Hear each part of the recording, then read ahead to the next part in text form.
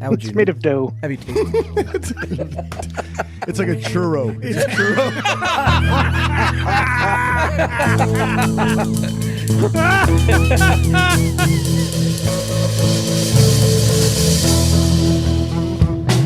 Hey there, welcome to Motorcycles and Misfit, coming to you from the very unruly Recycle Garage here in lovely Santa Cruz, California.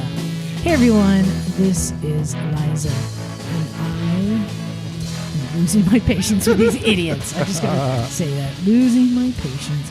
But hey, what another great weekend, great weather. Boy, this is going to be a humble brag on California podcast, I think. There's so much to talk about. Let's get to who is here with us in the studio. First up is Stumpy John. What's up, everybody? And I have just realized how old I am after riding the bobber. The bobber kicked my ass. Yes, that's not the word you were using yesterday, but yes. Yes, my chode is choded.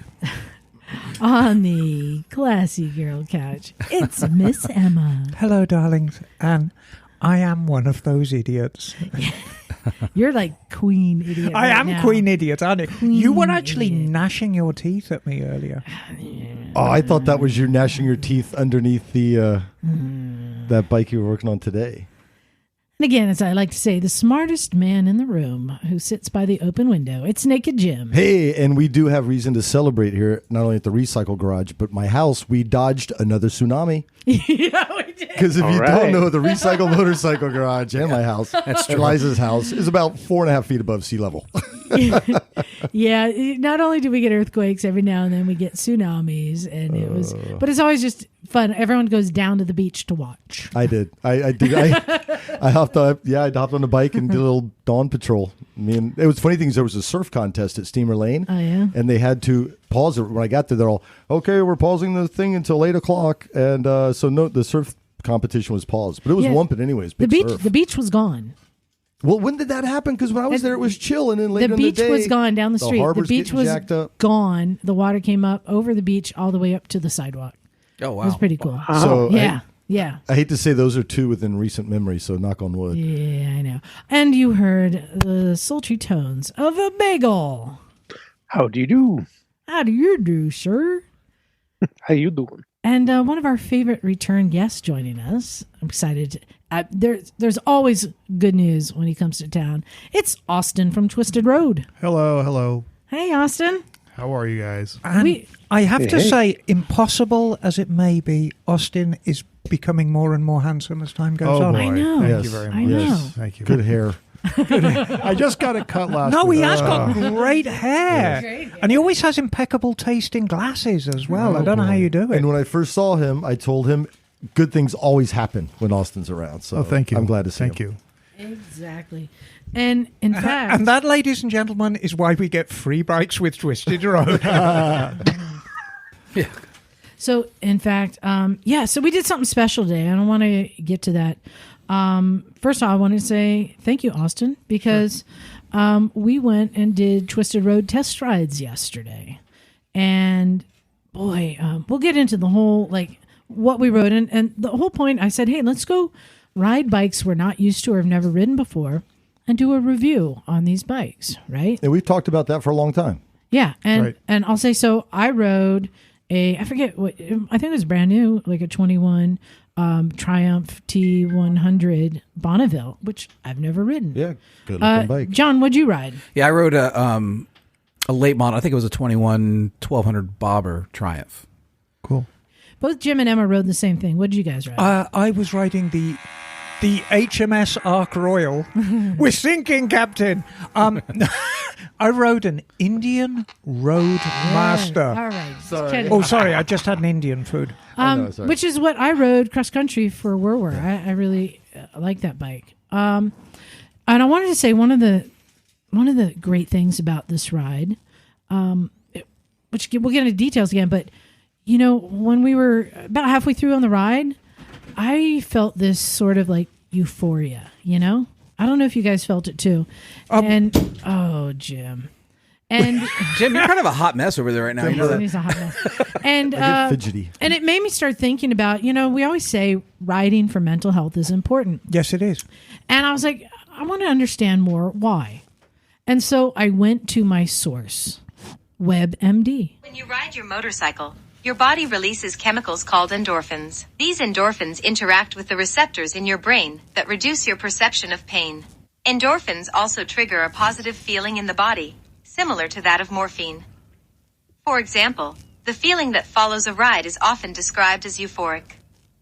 That feeling can be accompanied by a positive and energizing outlook on life. And I was That's having why I that. get a boner when I ride. And and I thought it was funny that it's the same thing as like pain relief, even though John was in more and more pain. But hold on, it goes on. Oh. Wait. Endorphins act as analgesics, which means they diminish the perception of pain. One of the funny things I found is that it says, however, unlike with morphine, the activation of these receptors by the body's endorphins does not lead to addiction or dependence. Well, I don't know. I'm about pretty that. addicted. I'm going to to argue that motorcycles. point, and the 8 bikes in my garage. Yeah. However, I should point out, because I always like to play devil's advocate, you can release endorphins in your body by riding a motorcycle, well, we know this, eating chocolate releases the same endorphins, or having sex with people, or yourself if there's no one around. Oh, okay, thank you. That would be a top tip, right? Yeah, that is a Misfits top tip. So, but I was feeling that. And I think both Jim and I were like, I didn't realize how much I needed it. But that was a well-timed ride. So the other great thing here, that's something that's newer to Twisted Road, is that we could get all the bikes at one location. Right. Austin, you want to talk about this a little bit? Yeah, so let me back up because not everyone knows who we are, but we are a motorcycle rental community. And what makes us different is instead of us owning the motorcycles, you rent from somebody else. So if your motorcycle's in the garage, you're not using it that often, you can put it on our site and a fellow rider would come and rent it and you get paid. That's the concept. Basically, we're doing for bikes what Airbnb did for homes, and we've been doing it for a little bit more than 4 years now. So what's new, and what Liza was just talking about, is that we now have a number of dealer agreements where dealers can put their pre-owned bikes on our site, and we help them do that really quickly, so that people can. There's two options. Either people can rent them while they're just sitting there on the showroom floor and the dealer can get some money, or alternatively, they can test ride before they buy. And that actually happens pretty often. In fact, when we looked at the number of people who buy, who test ride these bikes and then buy them, half of those people who bought the bike they were on, and half actually bought new bikes from the dealer. I'm going to ask you to do something real quick, Austin. Sure. You are wearing a mask for our safety and yours. Can you take the pop filter off of there? Yeah, because the mask is rubbing on that foam and making noise. There we go. Okay, now, better? Okay. yeah, because you're basically Yeah. double bagging right there. Got it. Sounds too erotic. We'll just leave that alone. Yeah, let's do Yeah, that. Okay. Yeah. So you guys have started getting some dealerships. Yeah, we've got dealers all over. We have a really big presence in the Chicago area with like 15 dealers. And a bike goes on there. If they get a bike that's used as trade and they're about to put it on the floor, it goes on the next day for rental on our site. It's just about instantaneous. Well, in this case, do you remember, Emma, what Kira said about how they chose the bikes to Oh, for absolutely, rental? yeah. I can't remember I remember how they broke them in, but I can't remember how she said So she said basically they set aside bikes for test riding already. So they pick like one of certain bikes, and that now because insurance is so high for doing test rides, that now they're able to just rent it for 24 hours and let the Twisted Road insurance and everything take care of it. So it's a win-win for both sides. Right. But for us, it meant that we could go to one location and rent 4 bikes and go out and have a fun ride. And for 24 hours, which is, I have to just reiterate that. So, and you guys are on bikes all the time, so it's a little bit different. You get very used to having whatever bikes you want to ride, right? But I remember when I was buying my first bike, how difficult it was to find a place where I could test ride the bike I was going to buy. And then when I was able to, I basically followed some guy around the block, for like a mile or two. Right. And to think about, like, you might spend $20,000 on a bike and not get on it and ride it and know how it feels. And riding a bike is so much different than driving a car. Like, driving a car, you're always in the same position, right? So the riding position is going to change, and the weight of the bike changes the experience. So what we're doing is we're letting people really test ride these and put them through the paces for like 24 hours before they make the decision as to whether they're going to buy or not. It would have made a huge difference to me. I vividly remember, as 2008, I was in the market. I wanted a Triumph, and I went to the dealership, test rode a Rocket 3 in exactly the circumstances you described. Yeah. And believe me, riding a Rocket 3 just around the block with a guy following you is not the grooviest time. Yeah, you can't get and in the end, feel. I'm like, I can't get into this bike. Yeah. And I think if I'd have spent more time on it, I would probably have bought one there and then. In the end, I bought a Bonneville, which I love very much. But I can't help thinking that... And it could go either way. I mean, you could get really excited, and it can help make your decision one way. Or maybe the bike doesn't fit you well and doesn't ride the way that you thought it would. And then you can actually get on a different bike that's more attuned to who you are. So I'll ask this. So everyone here in the room, would you buy the bike that you test rode? No, but that's no failing of the bike. Exactly, It's but just for your need. John, would you buy the bike? No. Yeah, and same with me. And interestingly enough, the Triumph Bonneville has been a bike that's been on my list to own someday. Oh, wow.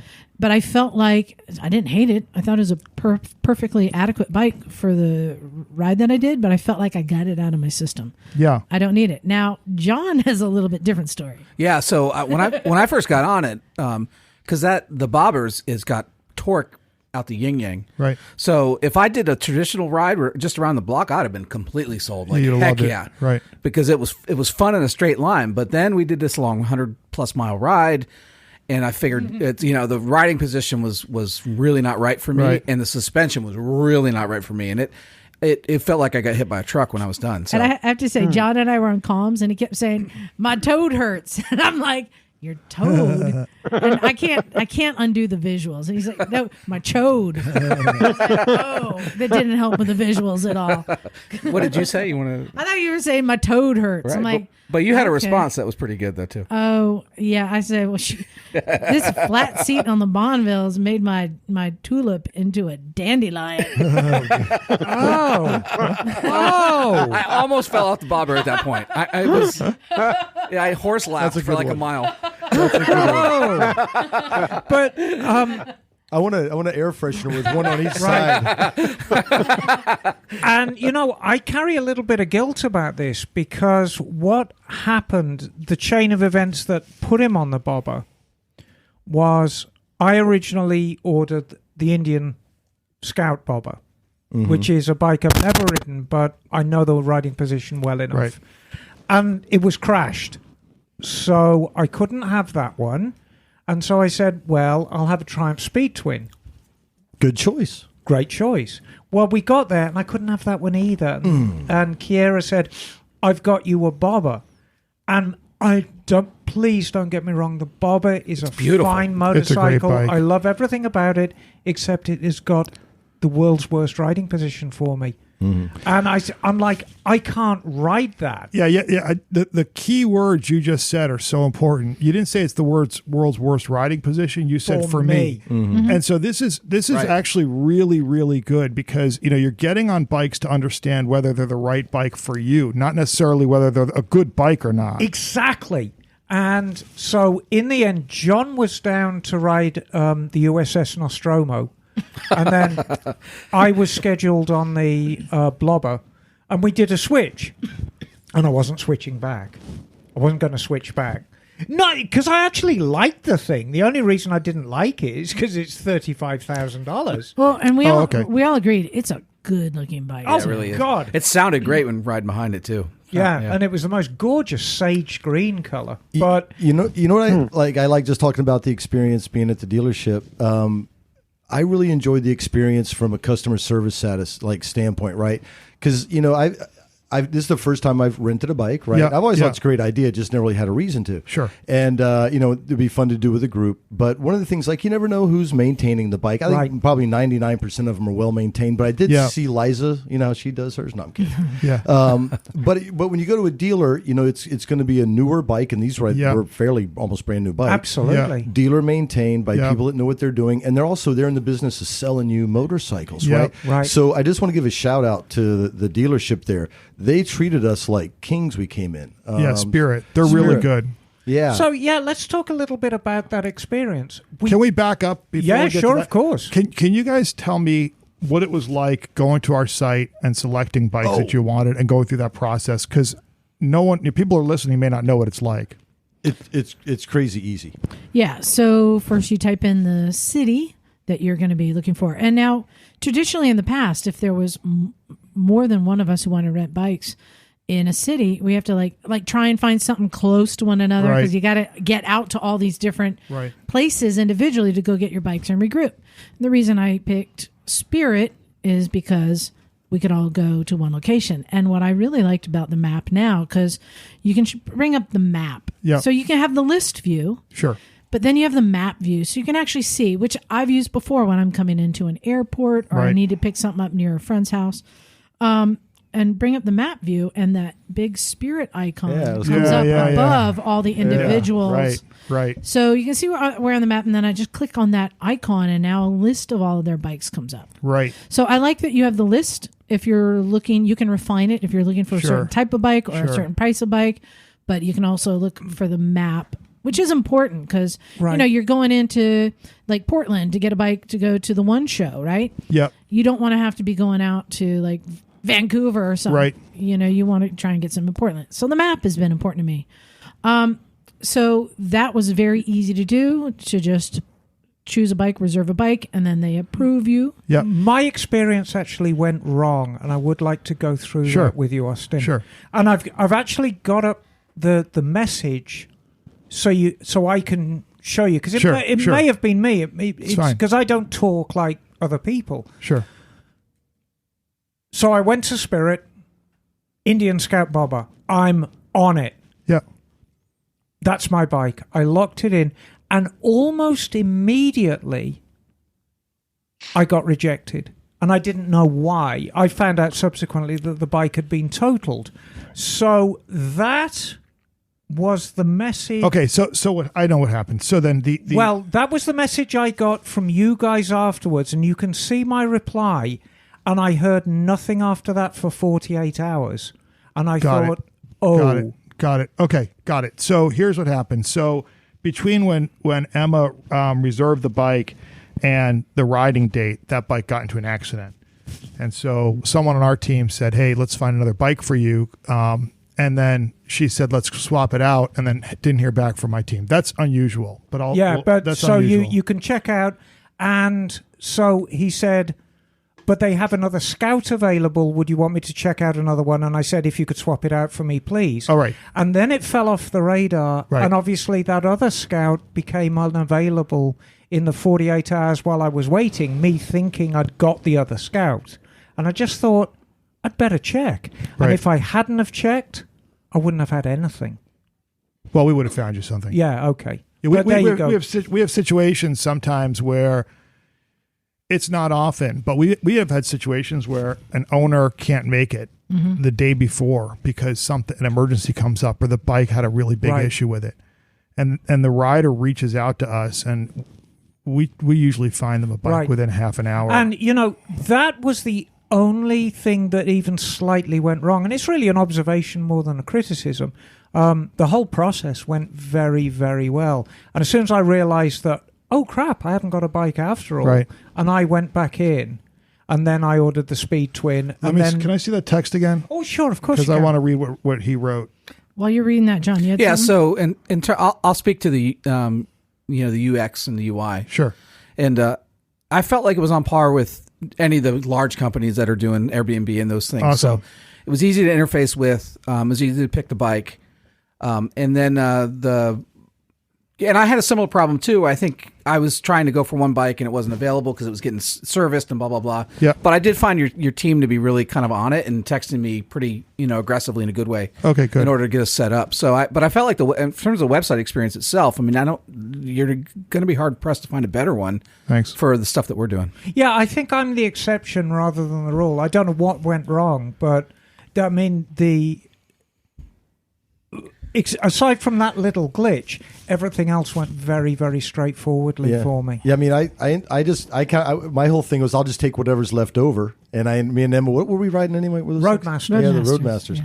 And it went great. I actually got a note from the dealer, cool. checking in with me, and mine just went swimmingly. Yours looked like the Death Star. Mine actually looked like an Amazonian rainforest. Yours was magical looking, and from the front, it was even better. We were quite the pair. In those. And by the way, Liza, it was so. I don't know how many miles of second gear twisties we did over Mount Hamilton and through the backwaters of Livermore, but it was quite hard work. There was much metal being scraped. So on hold paper. on. First, I want to talk about the route we took. Yeah. Sure. And Bagel, maybe you've done this route. Yeah. Can I mention just one more thing right Up quick? Mines Road.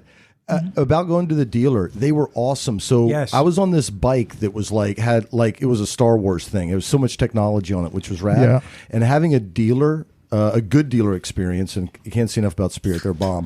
Yeah, they're great. Walk you through as much as you want to know about the bike in a awesome. thoughtful, good, cool way. It was great. Otherwise, I wouldn't have known what the buttons did, blah, blah, blah. And she helped me, and it was brilliant. So another cool thing about renting from a dealer. I think that's cool. Yeah, so Bagel, it sounds like you know this. And this is just, I think, I haven't been on that road, and it's been 15 years since I've been over Mount Hamilton. But the last time I was there. And it's like, gosh, we're so spoiled. The roads that we have, right? It's a great ride. So we go over Mount Hamilton, which is twisties up past a conservatory, and we're into a burn zone where last year was a huge fire. So it's kind of surreal, kind of, apocalyptic. But you have all this green moss growing up, so it's just green everywhere. And then nice twisties. I was really enjoying it. Not me so much. The Bonneville was able to handle it very nice. Yeah. I did want to say that I said straight away to everyone, look, because of the situations in all the hospitals due to COVID, let's stay out of them. So I'm going to dial back. Let's ride easy. So I was leading the group, and I was just riding easy. It was very casually.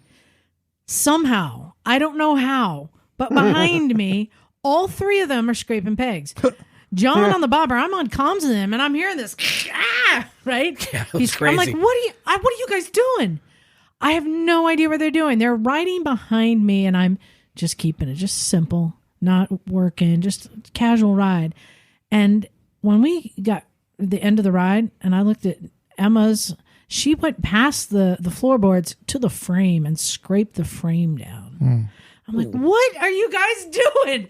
So first of all, it's called handling. I have no idea what they were doing. Yeah, but we were not riding hard, though. I mean, I have no idea what they were doing. We weren't pushing it at all. I'll tell you what, though, I have a whole new appreciation for the big American V twins. When we were in those, because all these were 10-mile-an-hour hairpin stuff, but once you kind of get the groove going, it was a lot of fun. Yeah. You just kind of ran into. They are brilliant bikes, yeah. And once again, it's a fantastic bike. If I had 35 large in my back pocket, I'd buy it, but I don't. And fully retractable foot pegs. Yeah. So we went over Mount Hamilton into a beautiful valley, and we go on Mines Road up towards Livermore. And now this valley is just a sweeping, curvy road. Oh, it's gorgeous. Through farms with mountains on either side. Yeah. And there's just nothing there but cows and horses. And horses, darling. And then squirrels, wineries and it was just beautiful. Yeah. Great ride. So I just wanted to give a little review of my bike, and you can each do that real quick. So the Bonneville, I was riding it's a 900cc, right? Yep. Had plenty of power. It was comfortable to a point, but then that flat seat, it's not formed at all. It's just a flat bench seat. It did start to hurt my ass after a while, but the riding position was good. I didn't get sore at all. I had no wind protection, nothing. And it felt nimble enough. Here's the cons to me of that bike. I like a bike that whispers in your ear, that wants to get you out of your comfort zone. And this doesn't do that. This was just a very in my comfort zone bike. much like the Versus. It'll do everything you need it to do well, but it will not promise to do anything outside of that great. You know what I'm saying? I felt like it handled the turns just fine, but it didn't feel like it would drop in as quick as other bikes, right? It had plenty of acceleration, but not the same amount of acceleration that my KTMs have that makes me go, ooh, right? Yeah. It braked, handled well. It looks nice. I thought this was a great bike for anyone from a beginning rider to an experienced rider. I think anyone can ride it comfortably, and it fits a big niche of riders, but it didn't do it for me. And maybe the bigger one will, the 1200. I'm not sure. Will have that extra oomph, but I felt like it was really great to ride it and get it out of my system. I don't think I need to own one of these traditional, but it's a glorious standard bike. Yeah, it's a good looking bike. Looking thing. And an excellent bike for a day rental. I would recommend it to anyone doing a day rental. But I felt like I got it out of my system. So that was good. So that's kind of my assessment of the Triumph Bonneville. So what did you think of the Blobber? Yeah. So it's funny, the giggle factor issue. So it has like 78 horsepower with like 76 foot-pounds of torque. So it's got a really interesting profile, much like a twin, obviously. And when I first started riding it, like straight line, giggle factor all the way. Like, woohoo! And you didn't hear that yet, but I was just, it was really fun. Now, long wheelbase, single shock, very old school looking, kind of a hardtail looking, bobber. And so the handling was not great.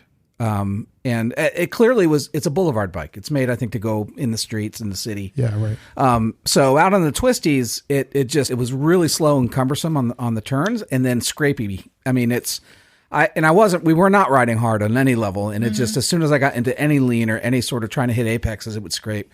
So that was really annoying because it kind of disconcerts you and makes you a little nervous when you're riding. But yeah, but so but it is a sexy machine. I mean, it is a sexy, fun looking machine and it fit you well. You look good on it. But the riding position for me was horrible. I mean, it was, and I'm a big guy. I get it, but and I could touch the ground obviously really well on that thing. But it had something about the feet were a little bit not underneath me. They were a little bit forward, but not like forward like a Harley, just a little forward. So it's kind of a clamshelly sort of feel to it. And it just, by the end of the ride, because my spine was taking all the bumps on a bad suspension. So by the end of the ride, seriously, I told Jim, I felt like I'd just ridden for 5 days in the desert. I mean, it just kind of beat me up over 120 miles. So I think, for the right person who wants the right kind of bike, it's great. The other thing I'll say is the gearing. I did not like the gearing. So, and because it was very tall. So on the freeway, that thing had no problem scooting down the freeway at 75, 80, 90 miles an hour. No problem at all. But it was, the first gear was way too tall, and second gear, I couldn't find the right spot in those twisties where I kind of kept having to go down the first gear, and it made it kind of weird. So if it was me, I would change the gearing on that also, just to maybe shorten it up a little bit and give it a little more up coming off first, second gear, so you could ride around in second gear and not have to sort of keep shifting back down to one. All right. And Emma, what'd you think of your bike? The Battleship Pochomkin. Technologically, it's amazing. The thing is bolted together as beautifully as any bike I've ever seen. And make no mistake, that thing handles. It's a 900-pound bike, but I got the frame down. And I'm big, but I'm not big. Right. It's an absolutely marvelous bike. I personally would recommend that bike to anyone if you're in the market to spend 35 large on a bike, which I am not. But if I was, no question I'd buy that thing. It's amazing. If you had to choose between a Harley and that, what would you do? It's no question. The Indian's far better bike. But it's a far younger bike, and that's a very, very important distinction. Basically, the Harley is, right now, the top-of-the-line Harley is like a 20-year-old platform. The Indian's 15, 16 years younger than that. And it's got this glorious aluminum frame. It's a very rigid bike. There was no wobbliness on it, aside from the screen. And if you retracted the screen completely, there's no wobbliness. Right. But that was it. Yeah, that power windshield I love. Yeah, and I'll say, on the twisties, I probably was most comfortable on the light, nimble bike. But then when we're got out to Livermore, I had to take the freeway back. Emma's leading. She took off, and I'm just battling the wind, and my neck and head were just like, Me and Jim. because she's doing like 90, I was whipping watching down that. the freeway. Yeah, and it's what a great place to be. Yeah, Liza kind of looked like those Tibetan prayer flags you see like flapping in the wind. But no, an absolute technological marvel. Yeah. And funnily enough, far more fun to ride in a pair than singly, because you can yell to your riding partner, "You sunk my battleship." And Jim, what was your review? Yeah, well, I think it depends on how you look at the bike. Because for $35,000, like we said, do you look at it for bang for your buck, or do I want an American V twin? And if you want a big American V twin, fuck yeah, it's great. It's $35,000 well spent. God, it's solid to ride. Yeah, it's got all the bells and whistles that I barely scratched the surface of, and it perform. I mean, we put it through its paces. I tell you what, they go all right, don't they? they? And we spent a lot of time in second gear in these twisties, and I saw Emma started loosening up a little bit, and I remember to have fun. And where you get them to really scrape is if you delay apex, and then you really lean into it. That's where I think a lot of it was happening. But if you look at it from a bitchin' American Big V twin, yeah, it's boss. I would say yeah. But if you want your bang for your buck and you compare it to other things, I think you can. It depends on what you want. And to put it into perspective, I'm not comparing it to another bike. If I had a spare 35,000, yes, I think I'd probably start thinking about putting a deposit down on a little house. Yeah, it's that's the comparison, because you've kind of gone beyond. I mean, I don't know. I feel like I'm being very old-fashioned here. For example, for the money, it did have three options: sport, standard, and whatever. So it did have a little bit of adjustability. Yeah, I know. Off you went. But I would have liked to have seen linked brakes. That thing is a truck to stop. And linked brakes are common now, and I some things like that would have been cool to see on the bike. But otherwise, it was great. I had a good time. So, just the weather, the ride, everything was great. As I said, the euphoria. What a great experience. And then going back and returning it. Another thing I noticed, Austin, is that normally I think each person has to log into their account.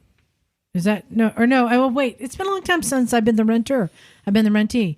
They did everything online. Yeah, the owner I didn't does have to it do all. anything. The owner does it all. Okay, so Right. That's We've right. changed that. It Yeah. used to be both, but now it's just the owner. Got it. It was a great experience. Cool. So I want to know now, like, we've been talking to you since the beginning of this, when you're still just hawking your wares. Yeah. And to anyone who would listen. Right. Thank you. You're basically a man with a suitcase going door to door.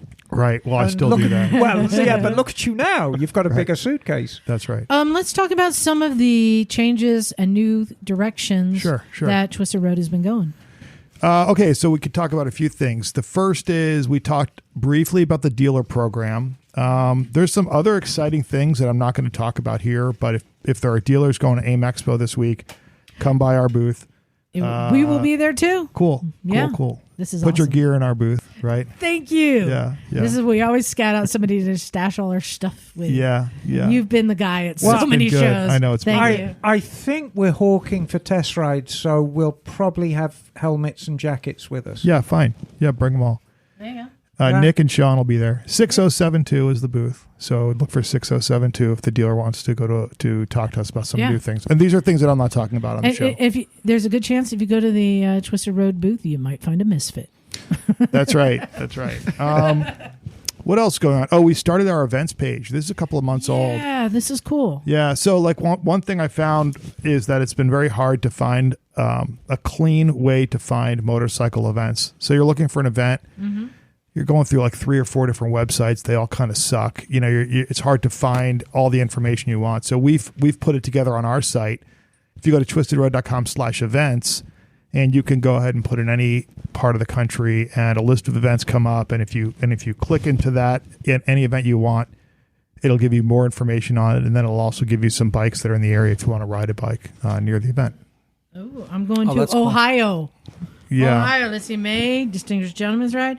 July. AMA Vintage Days. Uh-oh. You know what? This is not an event you want to rent a bike for. Right. That's right. I'm just saying. On Twisted Road, you do not want to Austin, you don't want somebody to rent a bike. No, I've been there. I've been there. You go there and you rent an unregistered scooter or buy a unregistered scooter for $50. Unless you're renting from Phil at Cleveland Moto and he knows what's up. And his bikes are on our site. Yeah, he knows what's up.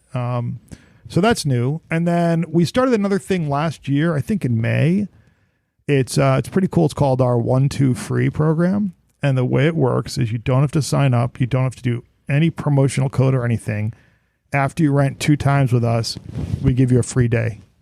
Nice. So, if you rent 4 times, you'll have 2 free days. It doesn't end. They don't expire. So you could actually fly into San Jose if you're live at somewhere else. Fly into San Jose, get a bike, come to our area for 3 days. You could go from here to the Sierras, to Alice's Restaurant, Highway 1 to Big Sur. I mean, that's a heck of a deal. Yeah. Right? Yeah. That is cool. So after you've rented twice, we give you a day to use on your 3rd ride. It's really cool. Trying to think of what else. We have a lot of things going on. You've always asked about insurance, Liza. Yeah, that was the big hurdle to overcome. Yeah. And that was the number one question people asked. How is insurance handled? So how's that working now? Yeah, so we insure all damage on an owner's bike up to $25,000. So it pretty much covers just about anything that could happen. And then we also have, if the rider happens to get into an accident of some sort and they hit a car, we cover that car. Mm-hmm. And then the last thing is if there's a really bad situation and the owner gets sued, we cover that. We cover the owner up to $1 million. So there's no one else in the industry that does that. No one. I mean, $1 million for the owner. It's just it's not in the industry at all. Basically, when you started, the insurance didn't exist. You had to create these relationships and forge this. Yeah. So it took me 2 years to get to where I am. Yeah. And at the beginning, we had cobbled together something that just would make it work for a time being. And then after being at it for 2 years, we found a great company that we're working with now. So adding the dealerships has been a big plus, and you still have plenty of room to grow there. Yep. Adding the events is pretty cool. Yep. This is that time of the segment that I like to give you unrequested advice. I'll take it. And I thought we could go around the room to anyone who has advice or ideas. Should we start with Bagel's idea to put a scooter on there to allow scooters on? You want to start there? Yes, we'll start there. I back that up. Yes, please. Yeah. So I will say a couple things. When I rent my bike out, I have my KLR 650 on there. Yep. And people often say, what's a good ride to go on? Yep. And I've actually created this route going down Highway 1 to Big Sur. And I'm like, you're not really supposed to go off-road, but there's this great back Old Coast Highway. Yep. It's still a legal road. Do a loop and you can come back. It's a wonderful day's ride to see a little bit of everything. And people have enjoyed that. Is it packed is it dirt? No, it's packed and gravel. Packed gravel. We might even cover that, Liza. I mean, people live up there, so technically... I think it's a maintained county road. Yeah, I think we cover those. We cover those. And so they really appreciate it. So having some suggested routes on your site. Well, I'm not giving away too much when I say that's coming. Okay. You just gave it away. That's coming. And it's going to be... Ride to food? It's going to be really, really, really cool. I don't want to get into it, but maybe I'll call in for another show when it goes live. It's really fucking cool what we're doing. Cool. So routes and maybe self-guided tours. Yep.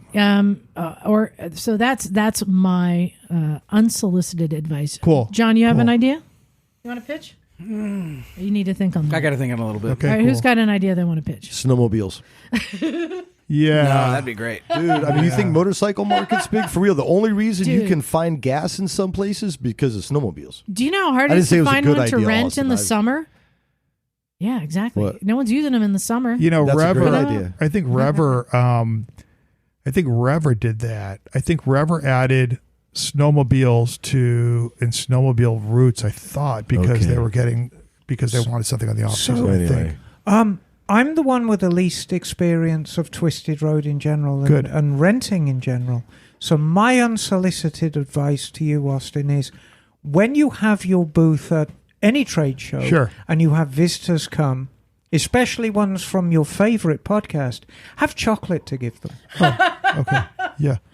We'll make sure we do that. Yeah, thank you. Well, it is dopamine. No, isn't chocolate a dopamine? Yeah. No, I the whole experience, it was a very positive experience. So really, I don't have, aside from giving me chocolate, Sure. I don't have a great deal of unsolicited advice. I think it's just the most wonderful thing. Ooh, how about track day rentals? Oh, I think the good, insurance bad for that idea. would be a So- nightmare. Yeah, One we don't idea do I thought that. of though, packages. Fly in. Here's the bike. Here's the hotel. Yep, that's a great idea. You It's know. a great. It's a little bit complicated, but it's actually something that can be done, and maybe in a few years we'll get to it. Yeah. But absolutely, it's a cool You idea. know, in fact, I bought a bike that John rode up to South Dakota for me that is living at my friend's motel that I'm going to put up on Twisted Road. That'd be I perfect. got a bike just to put on Twisted Road so I can ride it when I go visit there every now and then. But the rest of the time it can be rented. Oh, 'cause here's it's right something next else. to Sturgis. Here's something else that we're doing. We got a lot of people saying, I had a guy come and rent my bike, and when he brought it back, he made me an offer. He's like, I want totally. $8,000. I'll buy this, and I'm not selling the bike, Yeah, but they're I could so see that. excited and they're using it to test ride. So what we started doing now is if you're in the process of selling your bike, when you put it on our site, you can list it for sale. And then you can filter for bikes that are being sold by owners on That's a our great site. idea. Oh, cool. Nice. Yeah, there's so and then much- it puts the price of that bike right there. So if you're looking, that's on our rad. site, let's say you go to Miami, Yeah. go up to the top of the screen, filter, and click only show bikes for sale.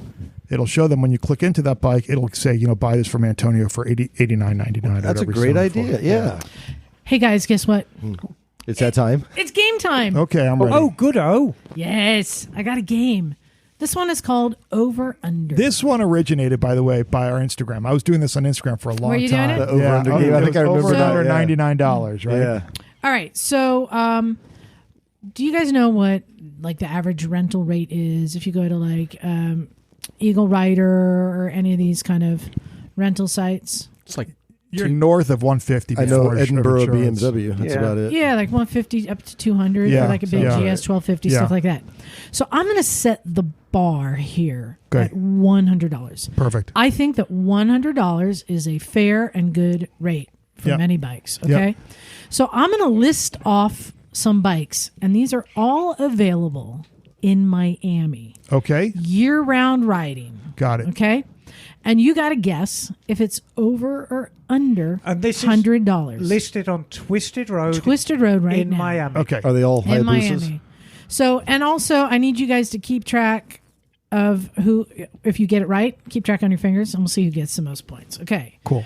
All right. So I'm going to start with, we're going to go with a 2014 Honda Goldwing. Am I starting? We're all You're doing all this, going to right? go, yeah. Over or under $100, a 2014 Honda Goldwing. Under. I'd say under. over. I'm Over. going to say over. $68. Oh, wow. $68 a Gold. day. One for one. Blimey. Got one for All right, one. All right, keep track. All right, a 2019 BMW F750 GS. Under. Under. Yeah, I'd say under also. Under. Over. $95. Yes. I just was being contrarian. Okay. A 2019 Ducati Monster 1200S. Over. Over. Over. I'm still going to go under because it's a monster. Yeah, I'll go under too. $120. Oh, yes. up there. All right. Yep. 2018. Ooh, John, watch that cord. 2018 Honda Goldwing DCT. Over. That should be over. Under. Yeah, over. Over.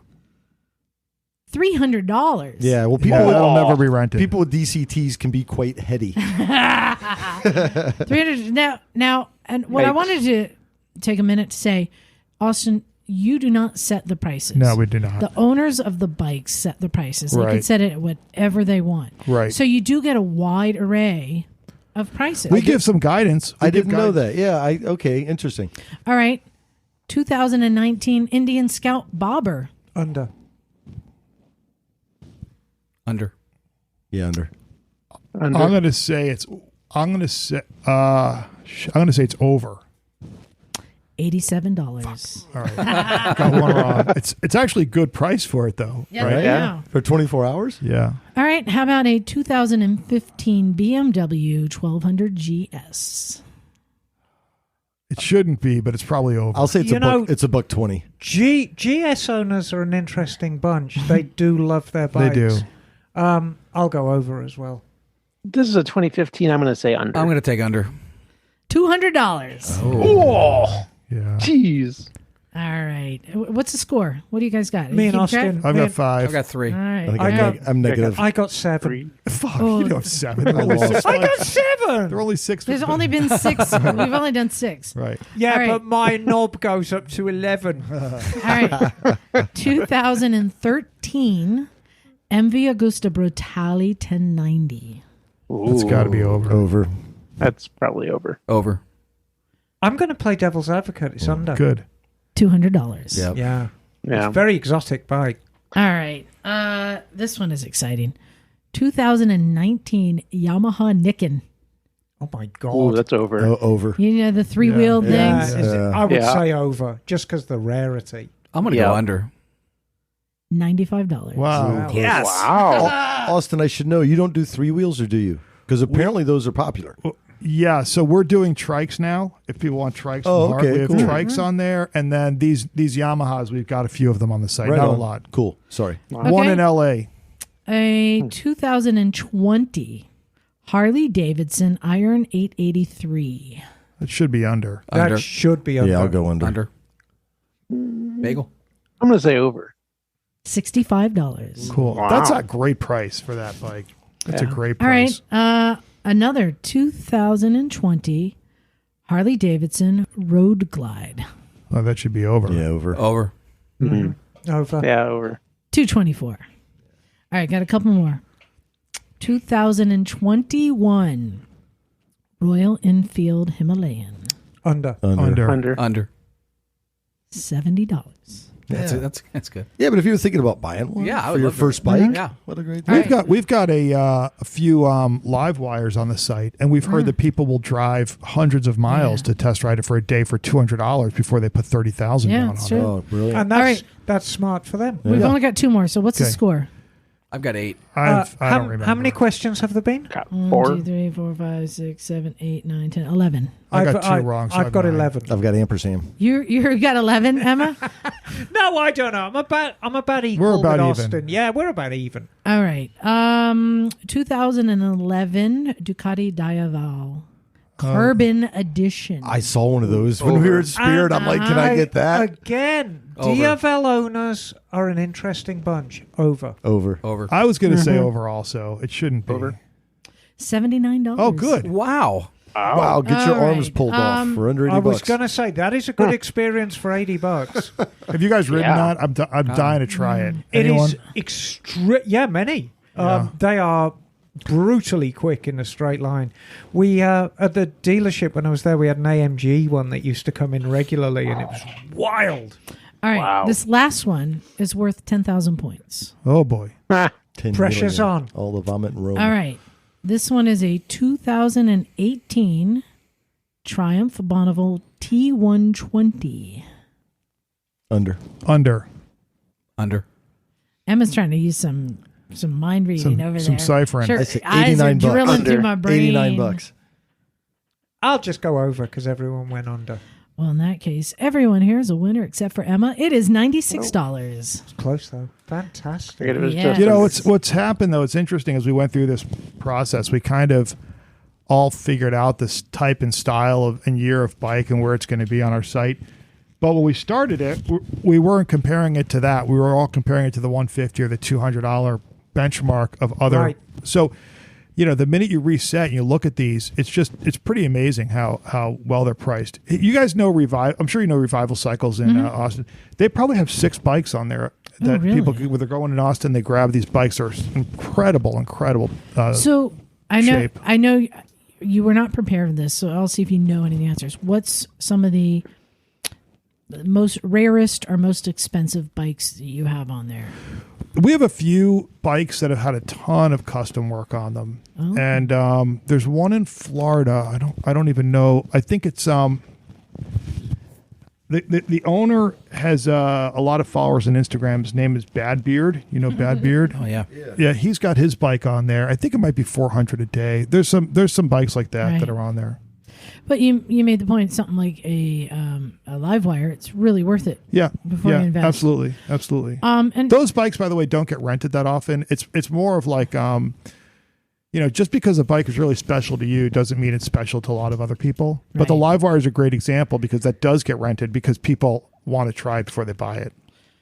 More unsolicited advice. Give it. You have to, if you can get the special classic corner, like collector vintage, like honestly, if you had the like $500 or $1,000 a day section, and like those like that would be like the rich people's like a black shadow like, for that would be like pretty friggin' cool, right? Like $5,000 a day for a Confederate. Yeah, somebody would pay it. Yeah, somebody would pay it. Yeah, I mean, and now you're getting attention because you got these crazy bikes. Emma, can you please stop Googling shit? Right now? I was looking it up. That would be cool. I mean, dream bikes. Yeah, let's dream call bikes. it like the dream bike. Like the corner. Arch is that the that's the Arch some of is those the would be Keanu cool. Reeves bike. And obviously that would take a whole nother tier of insurance. Sure, and we all could of do that. it. We're set up for it. We're set up for it. We could do that. But So dream Keanu, bikes. if you're listening, here's your ticket. Another thing would be hooking up with tours. Yep, got it. Yeah, you're already on that. Nope, we're not on it. But I understand the feedback. It's I think the only thing that's missing is this. If you could tie in, and we again, it's with the tours of some kind of hookup at the airport. So you fly in and your bike is there waiting be for great. you. Yep. And just have like almost a hub at the airport. Yeah. And it wouldn't take a great deal because you could just have the owner drop off the bike and then shuttle them back. Sure. Yeah, and another possibility too is could you somehow partner with travel agencies or like frequent flyer programs, because they always have like rental car promos and stuff. Yeah, why couldn't you do that with bikes too? Sure. Yeah, that's a great idea. Because I think that the only thing that's stopping a lot of people when they come into a new town, we're flying into Vegas on Wednesday for AM Viva. Expo, and if I knew that at McCarran that I could actually go and find motorcycles, I'd grab a motorcycle right there at McCarran. Yeah, so here's what a lot of people do is when they're looking at the bike they want to take, they'll message the owner and they'll just say, "Hey, can you drop this off at McCarran for me? Or can you meet me at McCarran with the bike?" Yeah, no problem. And they'll do it. And all you do is pay them their Uber back. They make it. So that's cool. There's a lot of deals going on like that behind the scenes. Quick question. Yeah, I know it's it's cool. not in the cards and probably won't be dirt bikes. Yeah, Liza asked me about that earlier. It's really complicated from an insurance standpoint. no worries. Because people know I that you're understand. going down, right? So the first thing is like on the damage side, like owners can say, well, this piece broke off or whatever, and they wouldn't normally care, but then we're writing checks all the time for owners that aren't getting their bikes repaired because they're dirt bikes, Right. Okay. And then you have a bigger chance to get hurt. Yeah. Yeah, and so like when I let people take my KLR and I'm saying, "Hey, go do this dirt road," I tell them, "Here's my policy. If you bend it or break it, you replace it. If it's only scratched, I don't care." Right. But you have no way to back that up. Like really, I mean, I have no way to go through you to enforce my rule, right? No, what If I let them go dirt riding on it. No, That's the way the it thing. works right now is we don't cover it. So if it's taken on the dirt, it's not covered by our insurance. So if somebody then bends the handlebars and you were to come to us, then you would have to we would figure it out with them, Right. with the rider. I will let you know. I don't know if you know this, but I did have an issue on my last rental, and your guys took care of it. Nick took care of it. Oh, good. It should be a really easy process. We have the But whole thing oiled, fairly About well-oiled. 2 months after the rental, I got a parking ticket in the mail. Did you contact us? I did. And so I was like, what? I got a parking ticket expired meter on the exact date it was rented. Yep. And I reached out to the buyer through the Twisted Road messaging. No, or not the buyer, the renter. Yeah. No Nothing. response. Yeah. So then I went through Nick. Hey, just let you know, I got this parking ticket, and he immediately refunded me for it. Yeah. Which I appreciate. Because we have their credit cards on hold. Because that was a whole nother thing. I'm like, oh gosh, that's a whole nother thing you're dealing with. Yeah. I never thought about. Oh, there's a million things that are going on that you don't think about. Can you share? Any? Come on, share some pitfalls. Yeah. You get a call at 11 o'clock at night, and the guy went and stopped the bike at a gas station in the middle of nowhere, and it won't start. Yeah. Shit like that happens. We've got a network of roadside assistance just for motorcycles all over the country. And you may not know this. I had somebody renting my KLR a couple of years ago. Yeah. And she was out riding, and the battery died. Right. And so she called me from like Southern California. Like, what do I do? I was like, what is she expecting me to do? Right. And I'm like, well, you're going to have to get it replaced, and I'll gladly pay you back for the price of the battery, but I can't like come get you or anything like that. So we have roadside assistance now. It's $5 a day. And if that were to happen now, there's a roadside assistance number, and we'd have a motorcycle tow truck jump you with a motorcycle cables. But that, at $5 a day, that's an option for the renter. For the rider, yeah. For the rider. So if they choose not to take it, we could still find If they choose not to take it, here's what happens. They call us, and they say, this is what's going on. And we say, you didn't take the roadside assistance. We call them, our partner, and we'll send them to you to help you anyway, but you're responsible for that bill, for that total tow bill. There you go. So what happens if something grenades and they're 300 miles away? Who is the owner responsible to get that bike back home, or how does it get home? If there's an issue, 300 miles. If there's it, yeah, that gets sticky because it's not worth getting into just because it's. Jim's got to go. Yeah, I got to take off. All right, We got an hour. see you, Jim. All right, great Later, to see you. We'll Jim. see you in See you, Jim. Vegas. I can understand they get sticky because on the part like with my battery dying, it's my responsibility to give a maintained bike, but battery is something that ages out, and there's no way to know. I'm going to give it the best answer I can give you. We're run by riders, and so we do what would be fair. And so we try to figure out exactly what happened. If it's someone who is not taking good care of their bike generally, we're going to hold them more responsible. If the thing's in impeccable condition and the battery goes out, we'll figure something out. But it's like what Liza said. Go get a backup, get another battery, we'll pay you. Either Twisted Road will pay you or the owner will. We figure it out. Forgive me for not knowing this. Have you ever offered guidelines to your renters to say, this is what we expect from you with your rental bike? Yeah, we do. We expect the tire pressures to be done. We expect you to keep on top of the oil, keep on top of the maintenance. Yeah, all of that. We tell them. And do you keep a list of kind of repeat offenders? So if somebody, say, rented a bike and they contact you and say, the bike was in kind of not great I'm going to give you an condition. example of something that just happened. That's a great question. We had an issue with a really good bike in Austin, Texas. Somebody took it out, got in, it wouldn't start. So we figured it all out. We told the owner, hey, this happened. Oh, it's not the bike. I don't know what it could be. 2 weeks ago, the exact same thing. Someone else took the bike out. They went to get a coffee. They go back. They couldn't get the bike to start. So that's it. Bike's off the site. We tell the owner to make sure that it's repaired and to give us a copy of the repair bill so that we see it's been repaired, and then we'll put it back up. If he doesn't want it back up, he doesn't do it. He does whatever he wants. But we pull them. Great. Yeah, we pull them. Sometimes they'll get pulled the first time, depending on how the owner is responding. Like I said, this is a guy who has a really good bike. I've ridden it. And the first time he's like, hey, it's not my bike. I don't know what happened. It's not a Triumph, is it? It's a BMW. Oh, I know exactly what's wrong with it. It's the key. Oh, right. So I'll tell you something that's been interesting for me, having been somebody who rents my bike out. When Airbnb started, it was much like this. Everyone's just kind of figuring this out as you go along. And the more you rent, the more you learn.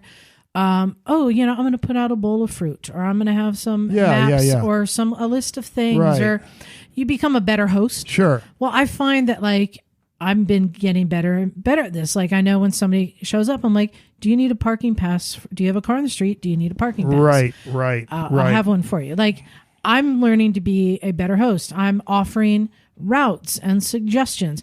I have luggage options that I've given them. Got more gear than they can ever think about. I know. And so I've said, do you need any luggage? I have this, I have this, I have this. Yeah. And I think that lends to a better experience for the people. So I know just for me, and I assume company-wide, the more people rent, the better they're getting at it. And the better you the think experience. about the first time that it happened, the first time somebody rode with us, the rider was new to it. The owner was new to it.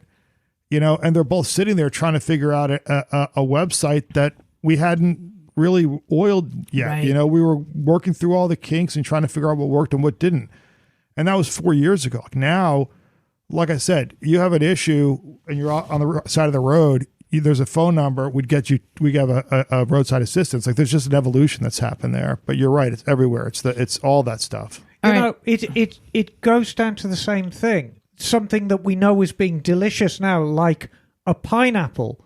What chain of events happened for somebody who looked at that thing and said, that's going to be good to eat? Right. Because it doesn't look it. Right. So everything's a learning experience. Or a lobster. That would be even worse. I mean, God almighty.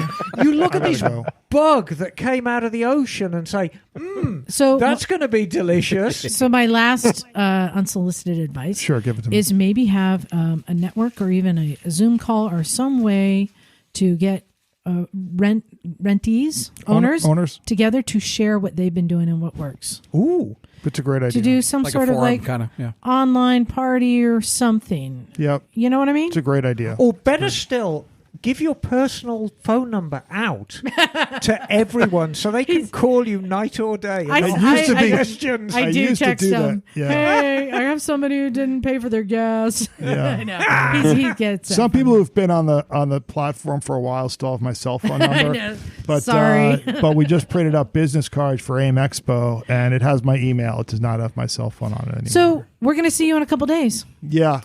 Come to our booth 6072. Thank, Nick will be there. Great. I can't wait to meet him. Warn him that the Misfits will descend. It's already done.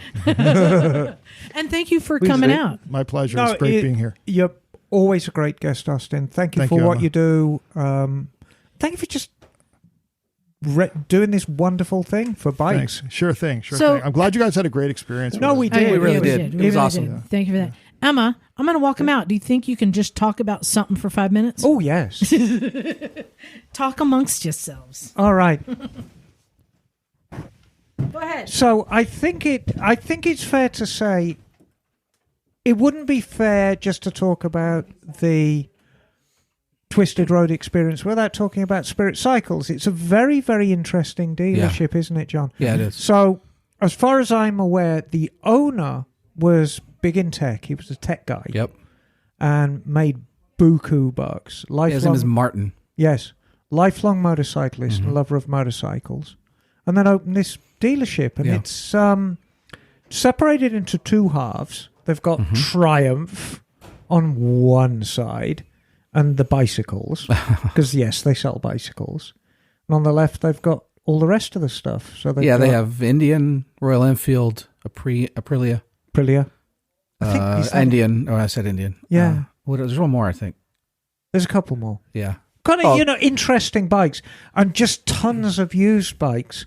But we pulled in as a group. Yeah. And immediately this very fresh-faced young man called Jason, hello, Jason, came over, introduced himself, and was very, very friendly and knowledgeable, and almost immediately figured out who we are. Oh, you're the Twisted Road group. And then we got introduced to the rental crew. Yep. And it was a good experience throughout. Yeah, so that's the dealership I bought my Tiger from. Okay. So I've had experience with them for a year or two now. And they've always been very professional. I actually sat down with Martin when I bought my bike, so I met him, got to spend a little time with him and talk to him. You're right, he is very passionate about motorcycles. But in my view, Chiara is the star of the dealership. Yeah, Chiara. She is fabulous. No, she was great. She really was. Now, is Martin the guy with the dreadlocks? Is he the dready guy? No, he's not. He's another guy. Okay. Very good. Yeah, and I've dealt with that guy with the dreadlocks too. I forget his name, but he's really cool. I mean, my experience here has been great. I was going to say it was a cool scene up there. Yeah. It really was. Did you just buy yourself a 1/12 scale Welly Honda Goldwing, Liza? Well, that depends. Hey, I am back. Hey, I have just turned on Liza. Okay, I'm jelly of your John, Welly, you're pushing Liza's Liza. buttons. All right, hold on. Well, first of all, so Nobody can mute her, though, that's the I've been buying more stuff. Yes, you see some latest bikes that I bought to go onto the wall, and one is a Maisto and one is a Welly. You have to check these out. So, Nice. Yeah, Maisto. So Maisto. This is actually heavy like a Goldwing too. yeah, I know. That's a new Goldwing. Those are nice. Yeah, Maisto. Are they Spanish or Italian? I mean, I think it's Gilloy was Spanish. I thought that Maisto was Japanese. Yep. But I mean, they've been around for years. But Welly are the new kids on the block. God, look at that Goldwing. Yeah, you can unbox them if you want. Oh, can I? Yeah. Thank So, you, Bagel, just so you know, so the trains have been coming out of the train room. They've been getting sold off, and now I have all these empty shelves to fill. Yeah. So you want me to scrounge up some scooter toys to send your way? Oh, please! I got so much empty space. I got this display cabinet for my house for all of my toys, so I'm gonna get that set up soon, and if I have any extras, I'll send them your way. I might have a few. Yes, please. And so the other thing that I got that Bagel can't see, I'm going to send you a photo, Bagel, as Emma makes a lot of noise. Open. Well, I'm crunching open the. It's like Christmas Sunday. Oh, this thing is absolutely superb. That's the Goldwing. This is a brand new. Oh, that's cool. It's like Dark Knight Goldwing. Is that the DCT? Nice. Yeah. Does it have a shifter? Is. Well, you can tell. Does it have a shifter? Yes, DCT. Bagel, did you get a text on your phone? Let me see. Take a look at that picture. That's a new edition that I bought from AliExpress. It is a custom printed rug.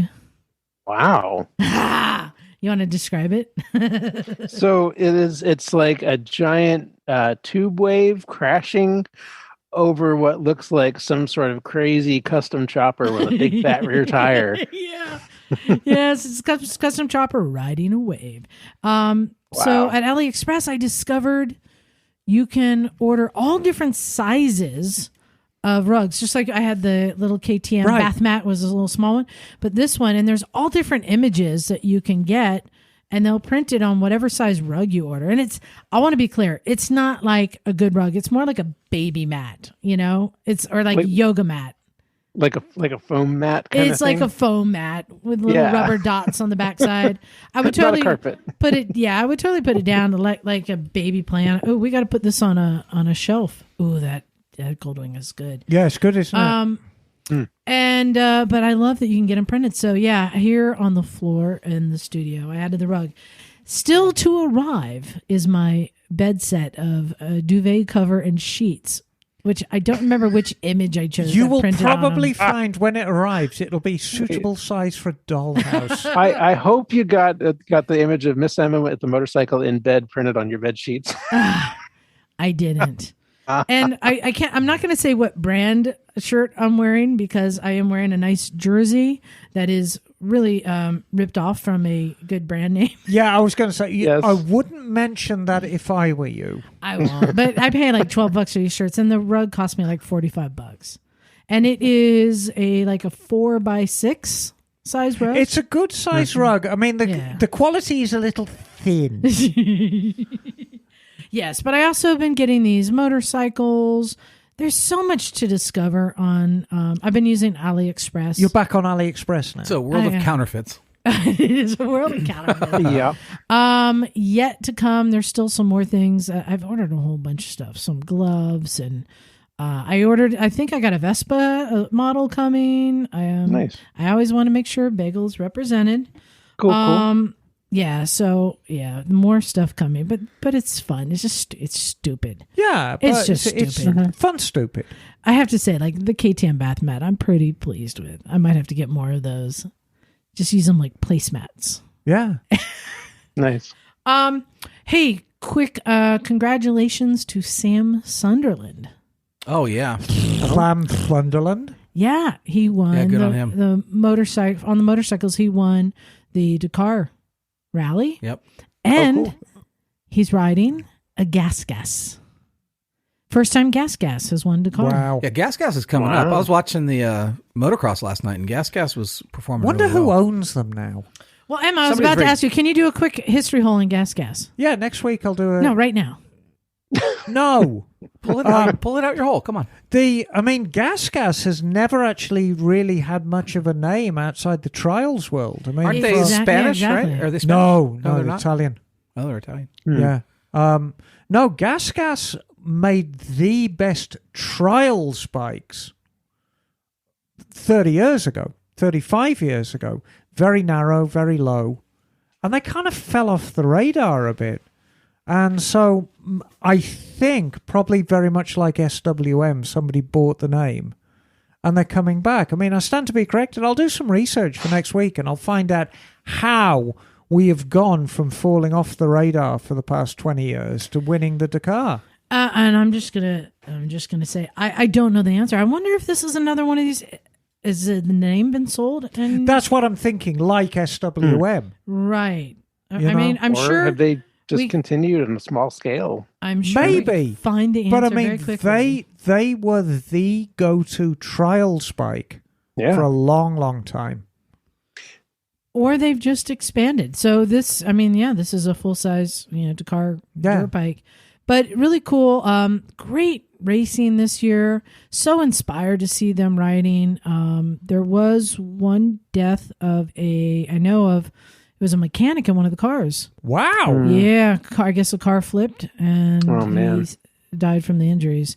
Yeah, so it is a dangerous sport. Oh yeah. But yeah, it's really cool to watch. So I also wanted to talk about some events coming up. As Austin said, we're going to be at AIM Expo. It's not open to the public, but there may be some people there that we know. Look for us. Twisted Road is a good place. I'm so glad he said he was going to be there. I was telling John, here's how it works.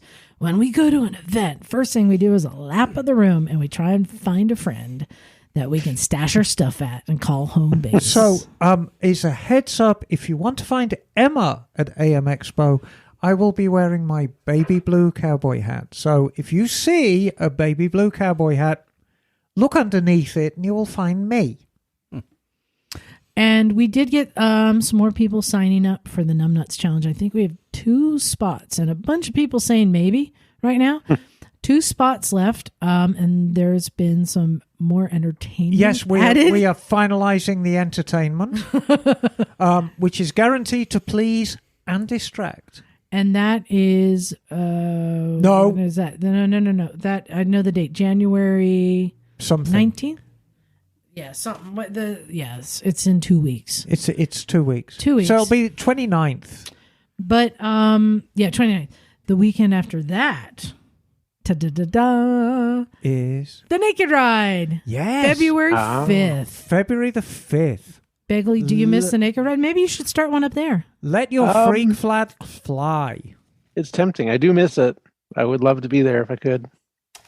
Yeah, well, gosh, it was so warm today. I was like, oh, this will suck if it's nice out. Yeah, the whole point. You'll just have more spectators. So no, I mistakenly said you've never actually participated in the Naked Ride, and I always kind of thought you were riding sweep, but you're not. What do never. you do? I make Instigates. I make a safe place for everyone to feel comfortable disrobing, and I take care of all the clothes and make sure that they get to where they need to be for everyone. And that is your role. Yes. Basically, I mean, people are going to get naked. You want it to feel like a safe space.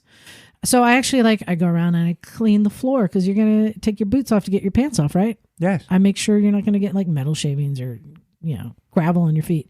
I clean up, put out chairs, I clean all the chairs. Yes. Oh, very important on a naked ride. I do. Before and after. I make sure that everyone has, a place to feel comfortable And Well, I shall be and participating. I look everyone in the again, as eye. always. I look Yes. everyone in the eye. And make them uncomfortable. No, that doesn't make you uncomfortable. Looking you in the eye? Yeah, I look him in the eye. Yes. Yeah, one time my eyes darted, and I will regret that the rest of my life. So I just look everyone in the eye and make everyone comfortable and make them feel safe. And only twice have I forgotten people's clothes. Well, I may so.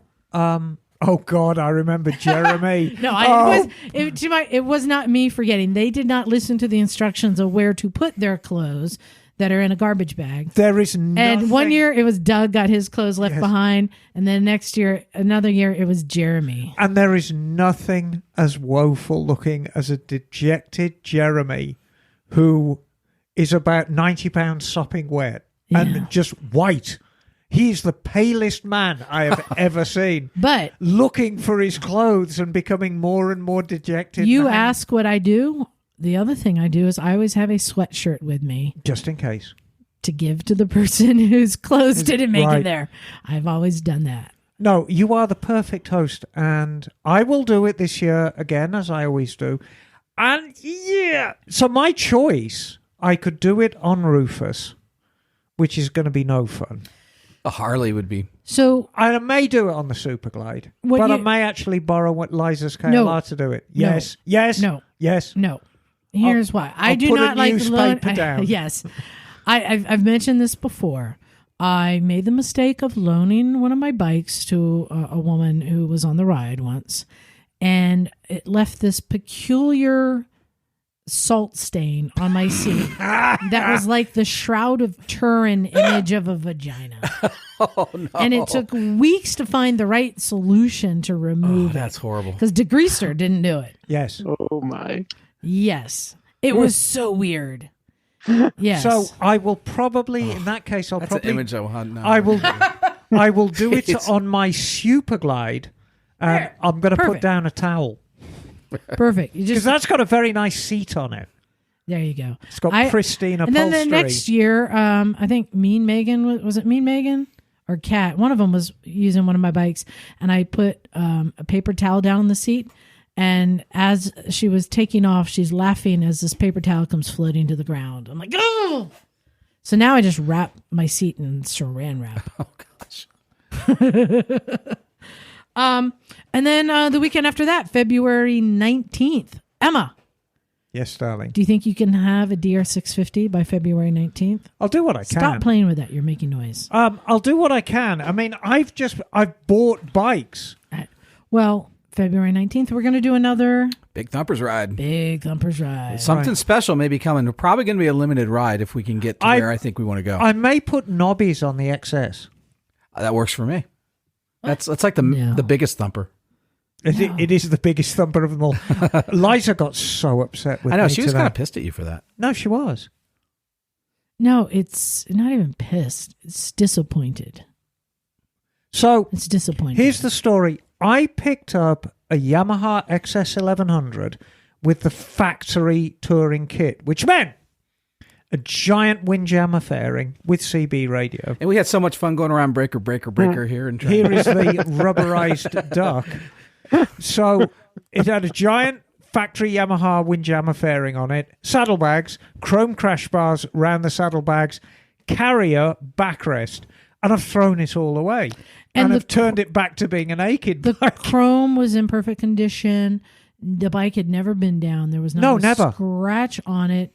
Everything was pristine and working. It was. I'm not throwing any of that away. It was. I'm preserving it. I was on your side first, Liza, but after I saw it naked, I'm like, oh, okay, I see this now. It's a this bruiser. is nice looking. Yeah.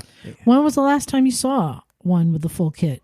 I haven't seen a naked one for ages. I remember the cruisers. There's tons of cruisers around there, but this isn't the cruiser. This is the stocker. So when I got my XS 750, that is now the Street Tracker. Yes. You know, it had the full kit on it. Yes. In fact, it had Vetter luggage on it. But it was weathered. Yes. It didn't have the keys. The chrome was pitted. Just, like the chrome rails and stuff. And it wasn't worth keeping. And it had the ginormous king and queen seat.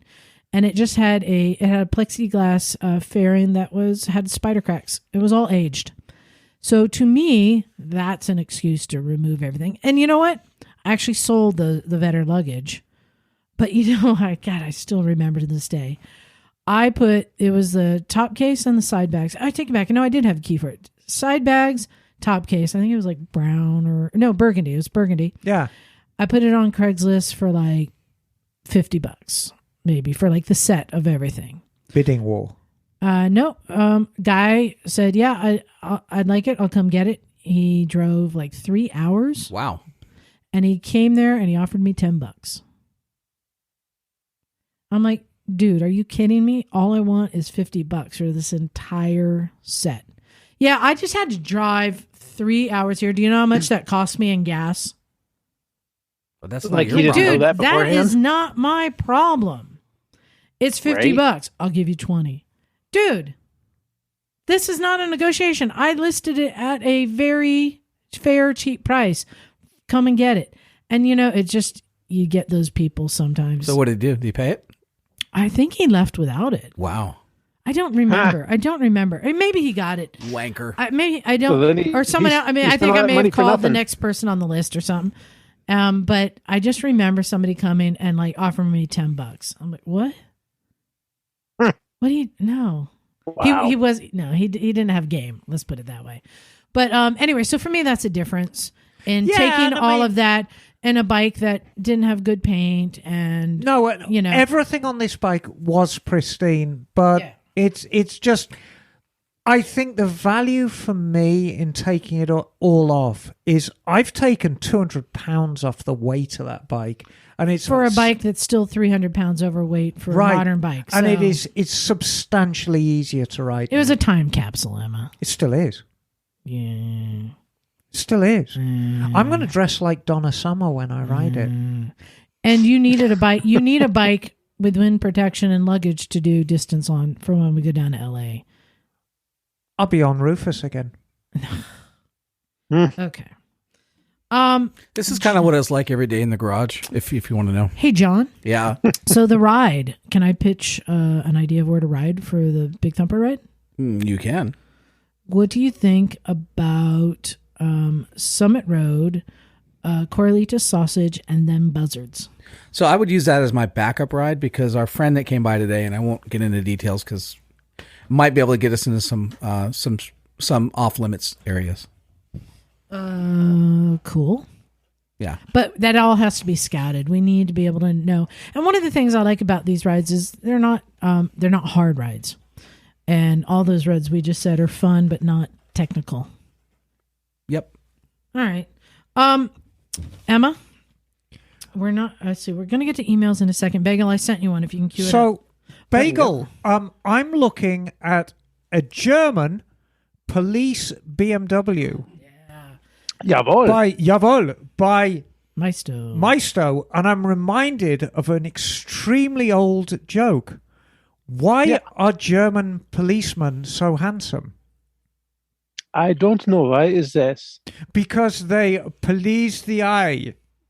Ha ha ha. I think my dad So- jokes are better. Emma, Yes. Hello, darling. since we have some time to fill, I dug into my old Tell Me Why Ain't nothing but a list. And one of the questions on here for both you and Bagel, because it may be a different answer from both of you. So my question is, why aren't there more German bikes? So there German used to bikes be. versus German scooters. So how many German bikes do we have out on the roads today? Well, far more than you realize. Germany has always regarded its domestic market as a very, very important one. And if you go to Germany, there is a ton of lightweight German bikes like Zundaps and Kreidlers, which you simply don't get outside Germany. So there are plenty of them. It's just we don't see them here. The only ones we really see here are the heavyweights. Yeah. So the But BMWs. but there were a lot of other marks that used to exist back in the 60s into the 70s that that like a lot of other manufacturers fell victim to the success of the Japanese industry. Right, exactly. I mean, how many German cars manufacturers are there right now hang on. being That's exported into the U.S.? That's a slightly different market. Yeah, but I'm saying there's as many German as anything else, but it's not. We don't see that representation in it's really just two motorcycles companies, though, isn't and it? scooters, right? It's just BMW and because BMW, Audi, VW. Mercedes. Yeah, but those are all Mercedes, BMW, and VW. Audi. So well, just BMW, stop. So let's talk about British manufacturers of bikes versus cars, because I think that's fair. So British cars, you've got Jaguar, Land Rover, Range Rover, Rolls-Royce, Bentley, Aston Martin, blah, blah, blah, Morgan. Yeah. And then you've got Triumph. BSA. Vauxhall. Norton. Yeah, but they're coming. These are the very, very niche-y ones. Yeah, but still. As of right now, as of today, the only British bike you can really buy in any kind of volume is a Triumph. Yeah, but the other names are still there, and even though they're in other incarnations, just like Indian, right? They're still surviving. That name alone has weight. I think it's very fair to say that the German manufacturers are the same. You can buy a whole slew of German cars. So how about German scooters, Bagel? How many are there on the market? Well, I don't think there are any today. BMW. BMW. You're right. They do make some scooters, but all of the traditional, German scooter manufacturers, they all died out by the early '60s for the most part. Heinkel was one of the last, and they folded in 1965. BMW never made scooters back in the early days. They've only come out with scooters in the last 10 years or so. KTM did make a few scooters back in the day, but that's an Austrian company, right. But German market, from German speaking market, let's say at least. And I think they still do make some small displacement scooter type bikes for the local market as well today. Is MZ still in operations? Who? MZ? Oh, Moto Jopau. Yeah. I think so. Because they might make some scooters. I don't know for sure. But yeah, it's been years since I've been over there, so I'm kind of out of touch with the domestic market in Germany. But yeah, there just are not a lot of manufacturers. So here, but you still see a lot of classic bikes around over there, including the ubiquitous Schwalbe from East Germany. So here's a list I found on the interweb. DKW. Oh, yeah. Horix. Yeah. Kalex. Kreidler. Mako. Munch. MZ. Yeah. NSU. Sachs. Zundap. And BMW, obviously. Yeah. Yeah. And most of those brands made scooters back in the day, but most of them had stopped producing scooters by the early '60s, just because Vespa was just dominating the market for scooters, and the scooter market overall was shrinking. So a lot of the smaller producers in Germany just couldn't survive. I just find it interesting because German brand is associated with good quality, right? In general, precision engineering, good quality. Oh yeah. And there's like I said, a lot of car brands that came out of there. Not so many motorcycle and scooter brands. So that kind of, I was wondering why. Well, it's interesting because there was a time when German products were not thought of as precision engineering. They were thought of as cheap foreign manufacturing after World War II. With the introduction of the Volkswagen in the American market, even though it was a very well-made car, it was seen as being cheap because it was very small, very minimalistic, and not as robust as American cars. But because Germans were very diligent about how they built their vehicles, they did gain that reputation over time. But that was something that had already, I think the scooter market had already largely passed by the time that had really gained a hold in the late 50s, early 60s. Yeah, I find that interesting. I'm also surprised that VW never got into any two-wheeled stuff. Yeah, that's interesting. I think that it was just a decision that they made to only focus on four-wheeled vehicles. Yeah. Let's see. I think we got all the announcements. But also another thing to mention about that is that there was a similar progression for the way Japanese products were viewed, because after World War II, Japanese products were viewed as cheap, foreign, knock 'em out type stuff. And yeah, maybe the quality wasn't so great in the early post-war period, but it improved over time. And now Japanese products have a great reputation. And that's also something that we're slowly seeing happening in China as well. And because the products being made today are they tend to be better than they were 10 years ago. And a lot of people have asked me over the years is, how come Japanese products are so good? And I mean, there's a variety of reasons for it, but certainly one of the factors, if you were to go into Triumph or BSA or Norton's, yes, Liza. Can I guess? Go on. Is it calisthenics? Yes. Yes. But if you were to go into Norton, Triumph, BSA's research and development department back in the day, it would have been a single room. Whereas if you go to Honda R&D, it's an entire factory within a factory. Yeah. And that's largely how the Japanese manufacturers motivated themselves. They weren't really interested in what went on in the past, aside from using it as a tool. They're very interested in what's going on in the future. And the further the future, the better. What are we going to be making in 10 years' time?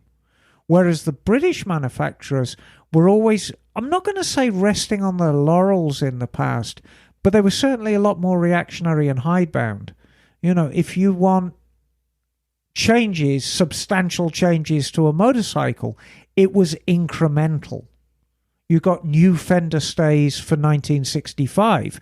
Well, 1966, you might get the new style fender, but that's a little racy. That's the kind of incremental change you got. So, there were a variety of factors, but that's certainly one of them. Well, also sort of a relentless pursuit of quality control. Oh, yeah. I mean, the Deming model. And calisthenics. Yeah. And calisthenics. And good sushi. Yeah. Never hurts. No, I say calisthenics because that was, remember the movie Gung Ho? Was it Gung Ho? With Michael Keaton, where the Japanese came in and run the car plant in Detroit that had been failing. And it might have been. One of the things they did is they had rituals in the morning. They got everyone together and got the blood going and calisthenics. And you're like, what? And all the Americans are like, what? What film was that? I think it was called Gung Ho. But it wasn't was Michael Keaton in Mr. Mum as well? Yes. And he in was. Mr. Mum, he was in the automobile industry as well. Oh, I'm not sure. I think he was. I think he was in the engineering department. And he got laid off, right? Yes, and there was a big fight scene. It was hilarious. So I want to read some emails. Righty-o. And this one is from Jordan. Hi, Jordan. Hey, Misfits. Long time, first time. First off, I love y'all. You are a blessing to my weekly drag of a day job. Oh, I love you too, Jordan. Thank you. It says, to start, a few weeks ago, you were talking about those Chinese two-stroke engines you can buy off of Amazon and slap them on bicycles. I just want to say they are great. I built one in high school and another one in college to get around. Stupid easy to build and fun to tinker with until they get stolen. He's currently riding an 08 SV 650. That is a good point. Nice. We don't talk about that for new riders. That is a great, fun thing to get into. If you want to wrench and ride, get one of those little motors and learn how to build a motor and put it on a bike and just have stupid fun. He says, anyway, my girlfriend just brought me to a winery in Temecula, California for some wine tasting. What she didn't know, and Emma, you need to pay attention because we're putting together a Southern California trip, right? Right. Says what she didn't know is that the owner came from Argentina and started off with a body shop for bikes and would invite people to taste the wine he would make off the grapes on his property. He eventually turned the whole place into a winery, but he still has an awesome collection of bikes that he displays on the walls of his tasting rooms. Moto Dafo. Have you heard of this, Emma? Wow. No. Motodafo.com. He says, if any of you are headed down this way to Southern California, come check this place out. They do things for every MotoGP race, and both of his kids race.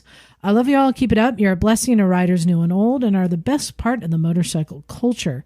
I attached some pics and vids of this vineyard for you to check out. If anyone is down this way, let me know. I'm happy to meet up and spend a day riding with you. Oh, brilliant. And, Wow. Chris was up here today, and I was asking him, he has one of his kids came to visit, and I said, oh, where do you live? And they're trying to explain somewhere in Southern California. I'm like, L.A. They're like, no, it's not L.A. I'm like, It's Corona, darling. anything south of Santa Barbara, we just consider as L.A. Smelly. So, Well, I wonder. yeah. I wonder if he has a Siambretta there. Ooh. Have you heard of those before? No. It's an Argentine-made Lambretta Ooh. that they produced from the 50s through the 70s, I believe. So, Emma, I'm not sure how welcome I'd be there. Moto Dafo were put on the list. And Emma. It's Dalfo Winery, by the way. Yeah. You know what Yeah, else I'm putting on the list? Yes. So you remember last time we went down, one of the highlights of our visit was to the Honda headquarters. Oui. Do you know who else has a headquarters down in Southern California? An HQ headquarters queue. Kawasaki.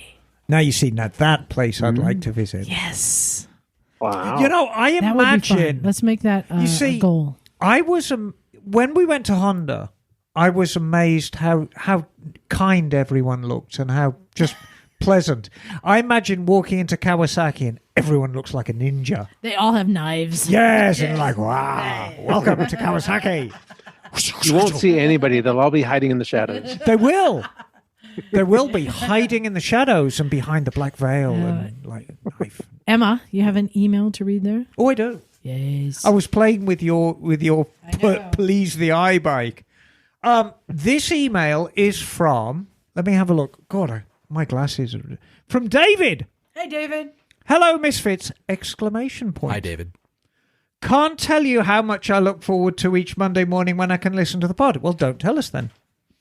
Regarding who to interview, Henry Cole would be great. I'm sure part of his thing is an act, but who cares? His motorbike show is so good, and the Gladstone Motorcycle Company he has produces beautiful bikes. Yep. So, David, there is a backstory to this.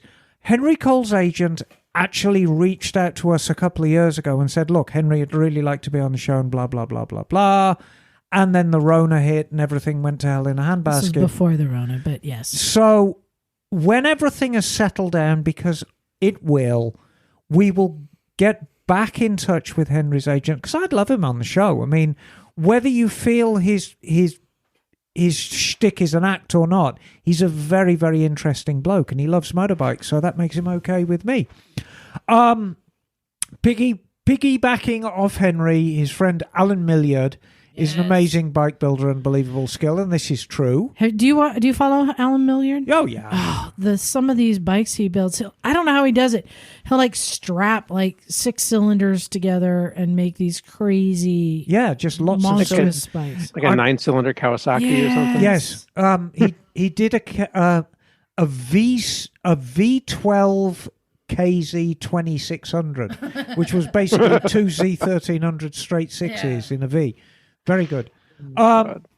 Squeaking of builders, Max Hazan is in LA and builds custom bikes, many commissioned by Bobby Haas, who recently passed away. Oh dear. Put that on the list. Would be nice to hear his story and his thoughts on the passing of Haas. And you've heard of Big Sid Biberman, America's authority on Vincent motorbikes, who died a few years ago. His son is a friend here in Kentucky. He would be a great interview. So, interestingly enough, I actually resurrected Big Sid's last Eggley.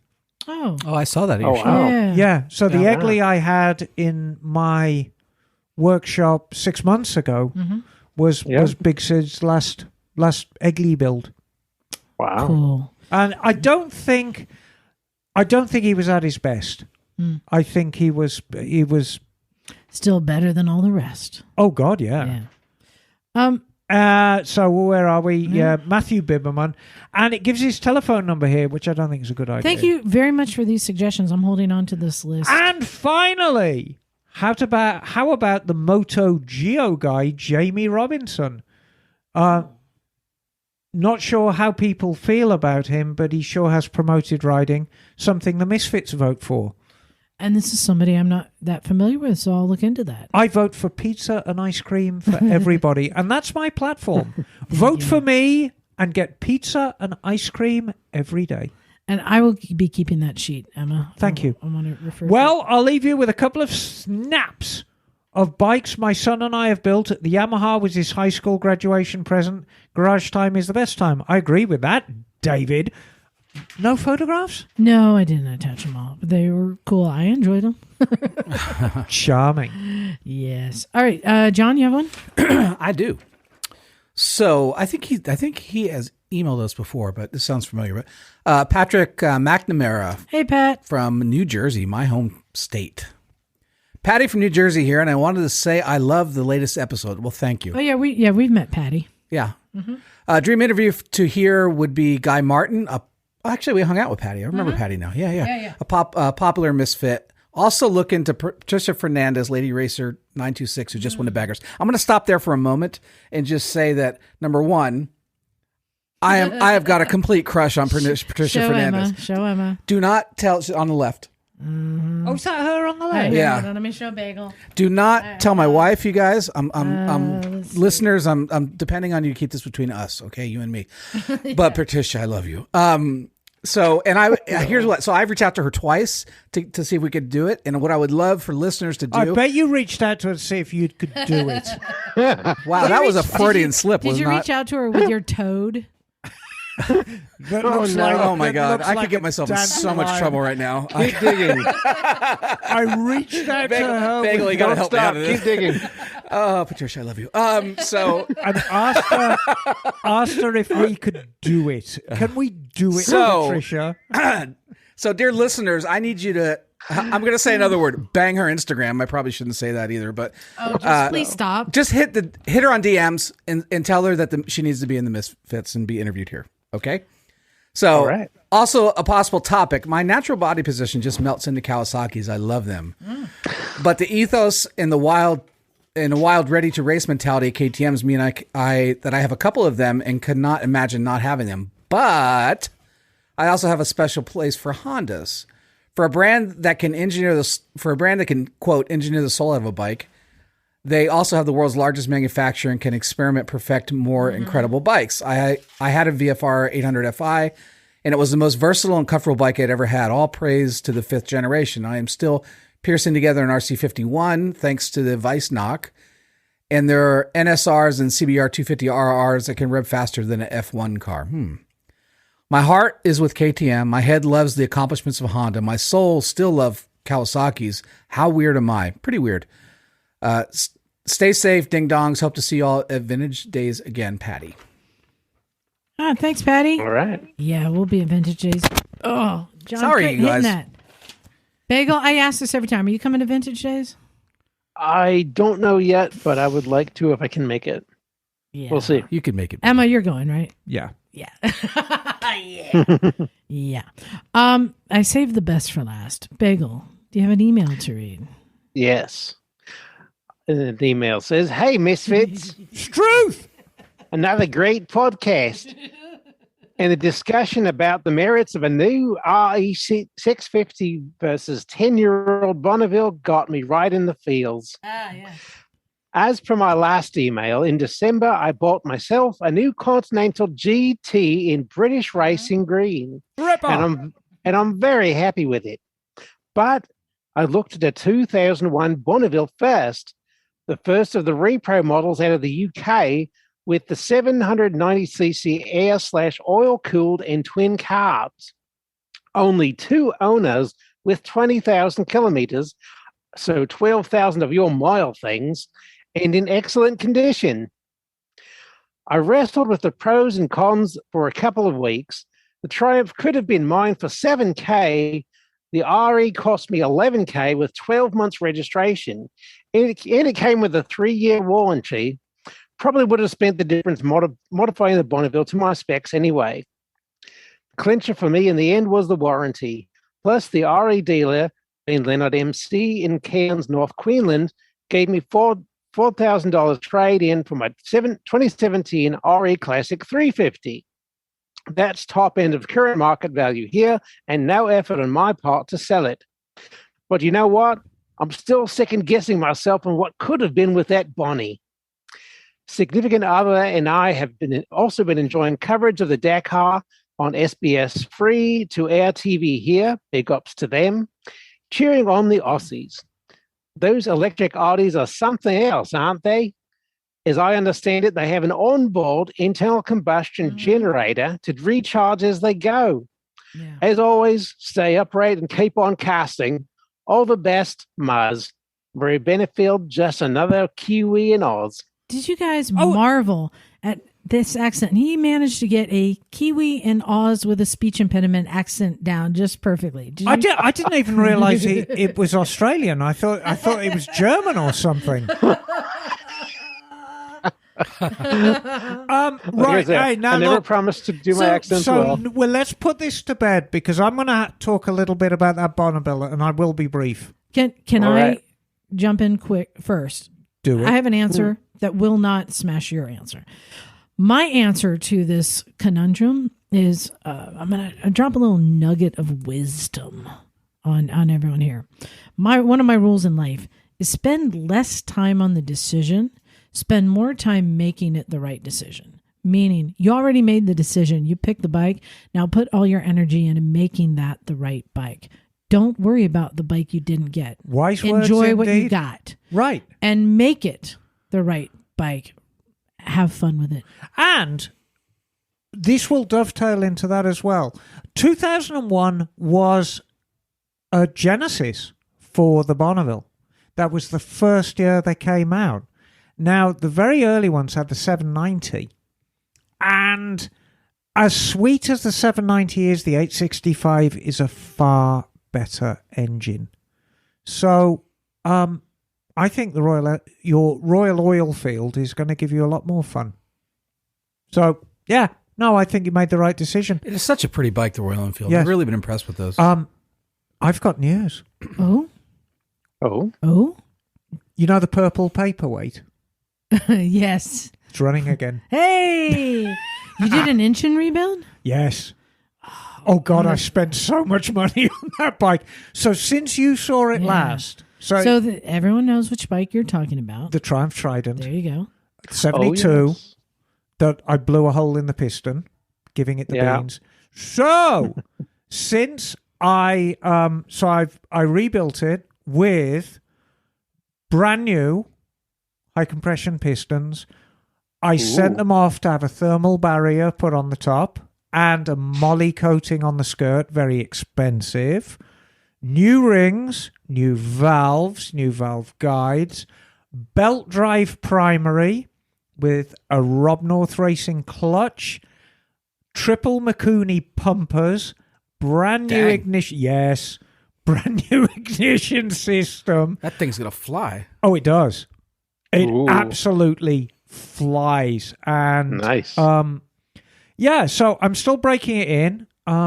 It's going to take a while. You know, the trouble is, any bike with steel liners and cast iron rings, they smoke like buggery when you first start them up.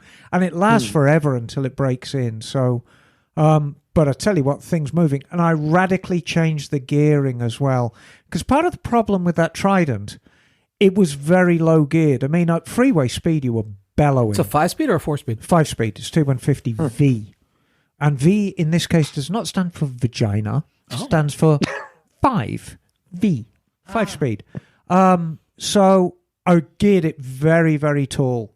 So now you can bowl along at 70, 80 miles an hour, and it's like, you know, 3,500, 4,000 revs, which is very nice. Sweet. So yeah, it's back together. It's not actually finished. I farmed out the only really ropey bit of chrome on it was the airbox. And so I sent that out to my chromer in San Martin, Ricardo, who is easily the hardest working guy I have ever met in my life, and I love him and his wife So dearly. you use California Chrome? It's the best chrome. No, it's not. No, that's the company. It's the best chrome. It's the best they can do in California. Who says it's done in California? Ah, okay, that was my question. It's prepped in California. Okay, good. No, Ricardo's he's got a nice thing going. He preps it at his workshop in San Martin, then he sends it south of the border. Because we all know to have good chrome, yes, people have to die. Right. Yeah. So he preps it, sends it south of the border, gets it done, and then it comes back up. So it's very, very high quality chrome. He does all my stuff, and that's done for 20 years. That Triumph Tiger Cub you have rusting away in your backyard. How's the chrome on that exhaust pipe? Immaculate. How many people died in Birmingham because of that? Well, the chrome is done to a British standard. Yeah. So are you planning on the show, the Trident, or are you going to... I don't know what to do with it. It's going to be unique. How about put it up on Twisted Road on their new classic bike? I don't think so. Dream bike section. It is. I made a very rash comment to Liza, and she scoffed at it at the time till she saw it. And I said, this is the best bike I've ever built. And by a long chalk. And that was Liza's comment. And then she actually saw it in the flesh, and she said, oh, yeah. It is glorious. And I know this, that when you take a stock bike and make it better than the factory did, well, I by tried, making some changes to it. Yeah, and I tried to do it seamlessly so that you don't know where the modification begins and the original Triumph ends. And I'm not talking about putting on aftermarket pipes or something. No, to make a bike better than the factory did. Betterer. Yeah, the kind of stuff that you're doing. You're really investing time and money to really improve it. I put a beautiful triple Tex 3-1 on it as well, which sounds just, oh God. You know, if butterscotch pudding made with real cream could make a sound, it would sound like this 3-1. It's wonderful. Nice. Since we're getting near the end, I wanted to make an announcement. Oh, who's the father? No. I don't know if you guys are paying attention, but by the end of this year, we're going to be hitting our 500th episode. Holy cow. It's getting close, isn't it? And we need to do something big for that. I don't know if first of all, not many podcasts make it to 500. Regardless. I mean, and there are ones that record like 2-3 times a week. They hit high numbers. We're weekly. 500 is huge. I don't know any motorcycle podcasts that have made it to 500. Yeah. So I'm Cleveland's thinking about big. 100 behind us, right? I'm thinking big. They've been recording longer than us, right now. but they don't have as many episodes because they weren't always consistent. Yeah. I want you to keep that in mind, but I'm also looking for suggestions from the audience. We need to do something big. What can we do? What I would actually like, and I'll put this out right now, we are absolutely nothing without the people who listen to us. So bearing in mind that we are approaching 500 and bearing in mind that the weather here in California is just superb in October time, and that's about when we're going to be at the 500, isn't it, Liza? Yeah, it'll be the end of the year again. So why don't we consider actually having an in-person party and just renting somewhere, getting as many of our friends here as we can, and having a virtual party for people overseas who can't be with us. And just have a nice party, and anyone who wants to come, whether you're in LA, whether you're in Portland, whether you're in Washington, Idaho, anywhere west, come to our party and hang out with us. Maybe a bike show at the same time with it. Yeah, we have got enough show quality bikes between us that we could actually put on a legit bike show. I can get a couple of bikes out of the Talbot. I can get a couple of bikes out of the Jameson. I could even get a couple of bikes out of Turn 12. Sounds like I might need to save all the Patreon money for the entire year. And we need to show on any Sunday. But yeah, but I think it really would be nice to have an overnight party. Just have Saturday evening, Sunday have a nice party, and just real nice mellow scene for all our friends. Very similar in vein. Do you remember my opening party at Mototown? Mm-hmm. Remember what fun that was? Mm-hmm. I could probably get the Bohemian Saints to play it, Yeah. Well, just know I'm working on that. Yes, Bagel? And if my calculations are correct, that is going to be the podcast after Thanksgiving. Right. Ooh, So, yeah. Bagel, you need to use a German accent when you actually say that. If my calculations are correct. If my calculations are correct, Oh, this is would be that the good? weekend of Thanksgiving. That's brilliant. Yes. Nice. So I guess it would be a good time then to say thank you to all our Patreon subscribers, because I'm going to be using money. I think we're going to do a big blowout end of the year. So thank you all of our supporters. It really means a lot. Emma, have you gotten any Ask Miss Emmas yet? We've had a bunch of people signing up. No, not as yet. Oh, there was one. I think there was one, which I intend to get to. Yes, you need to get to. Also, I want to do a shout out and say hi to Jonathan, who stopped by the garage today for the first time. Yeah, Jonathan's a solid cat. Very interesting guy. And he showed up on a mid-80s BMW Briquette. Yeah, a And a- K75R. In the most... Nice. You know that ice green metallic that you sometimes see Jaguars in? Gorgeous colour. Popular Mercedes color, too. Yeah. Yeah. Yeah. It's very, very good colour on quality machinery. And that BMW looked every inch the glamorous touring bike from the 80s in it. You know, the XS looked very stodgy next to it. Yeah. Also, big shout out to Austin for coming out here. Yeah, You know, he's always a good guest. he flew in isn't he? from Chicago to come be here in person. Well, that doesn't surprise me because he is a solid cat. And he is well manicured as well. I didn't notice. I was He's quite handsome. I was captivated by his hairline. I know.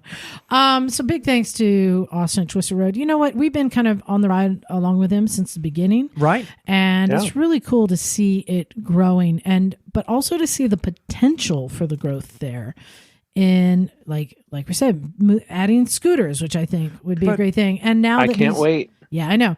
And adding routes and just all sorts of new potential. Now that he's with dealerships, there can be more and more dealerships signing up on them. What gives me a warm glow inside is when I look back at how many people were on this show who were just starting out, like Alex from Break Free, Yes. with his brand new product, and he was so nervous about it. And now look at them. And then Richard Hatfield from Lightning, very nervous, just announcing this bike he'd got. And some didn't work out, like the guys from Alta. But a lot did. Who else was just starting out on their journey and were on the show? Oh, I don't know. I'm just so We've had I'm so just so many. fascinated with Twisted Road and all the potential for growth there. If you haven't used it yet, twistedroad.com is the place to go. But also remember that if you want to be able to have bikes to rent in any city you go to, then be a part of the system. And I recommend putting your bike up for rent. They do such a good job of protecting us and taking care of us. Like I was telling them, I got my KLR up there, and I'll be honest, I'm on the fence about putting my Africa Twin up, only because it is such a large bike that I really need to vet whoever's riding it. But it's like, maybe I should. I mean, it's such a good bike, I don't know. I'm on the fence. So I understand that struggle people have with wanting to put their personal bike up. Mine is just because it's such a beast of a bike, Right. Yeah. But I'm considering it. So yeah, consider both ends: listing your bike and renting bikes. It's a great source. I think we're ready to wrap up. Emma, you get everything cleaned up in the garage? You were frantically trying to put everything away. Well, you were yelling at me, darling. Yes, I was. I like yelling at you. I know you love yelling at me. And then I yelled at her yesterday morning, and she looked so hurt. She looked like a little puppy that you just kicked in the nuts. You were being a pain in the ass. And she said, "Why are you yelling at me?" No, everything is cleaned up, and you'll be absolutely thrilled to know, Liza. Yeah? I locked the workshop this Thank week. you, I thank didn't you. just put the padlocks on. Okay. So, do you guys have any last shout outs before we go? No, just one more shout out to Spirit Motorcycles. Thank you guys. Yeah. And Kira, she was great handling us. Yeah. And to people who make chocolate pudding. You guys are great. I like chocolate pudding. I love chocolate pudding. I have a shout out to Bagel. Bagel, thank you for being there and ready to go every week when we are running late. Do you like chocolate pudding, Bagel? Not so much. I can't have sweets anymore because of my diet. Bagel, that's a tragedy, darling. If anybody's going to be in Las Vegas, come look us up. Yeah. You can go to motorcyclesandmisfits.com. You'll find links there. If you want to know what we look like, there's pictures there. We're good lookers. I've actually have all of our past episodes organized by year. So you can go and pick a different year. And there's all sorts of people have been misfits through the years. They're all... I'm trying to think when I showed up. I think it was 2016 I showed up, or 15. Well, yeah, I'll back have to look that up. Quite a while. 15, I think. So, I think so. I think that wraps it up. I'm working on stuff. Keep the emails coming. recyclemotorcyclegarage@gmail.com. And we love the emails. Yeah, and if you're a Patreon subscriber and you have the key to Ask Miss Emma, reach out. Even if you just want to say hi, I can say hi back. She's quite friendly. Yeah. So now that we've lost as long as I have chocolate pudding in the house. Let's get out of here. Thanks, everyone. This is Liza. Stumpy John. Emma, chocolate pudding, darling. There you go. Bagel. And we're out of here. Cool. Cool.